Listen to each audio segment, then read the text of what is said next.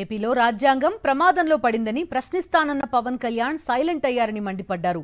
మాజీ MP Gorantla Madhav, TDP MLA Budda Rajasekhar Reddy మద్యం తాగి అటవీశాఖ అధికారులపై దాడి చేసినా పవన్ పట్టించుకోలేదని విమర్శించారు. ఇంత జరిగినా పవన్ తల వంచుకుని కూర్చోవడం సిగ్గుచేటన్నారు. బుడ్డా రాజశేఖర్ రెడ్డి దౌర్జన్యాలకు బాబు అవార్డిస్తారేమోనని ఎద్దేవా చేశారు.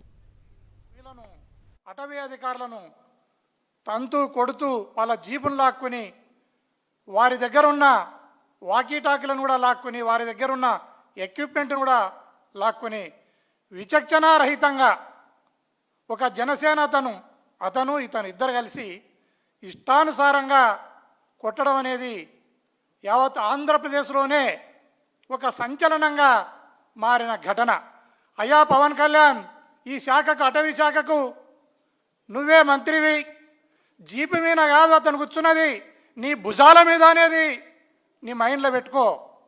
మొన్నొచ్చి అటవీ అధికారులు నీకు రిప్రజెంట్ చేస్తూ ఉంటే నువ్వు తల ఎత్తి పైకి కూడా చూడలేని పరిస్థితి, నీది దిక్కుమాలిన స్థితిలో నువ్వు ఉన్నావు.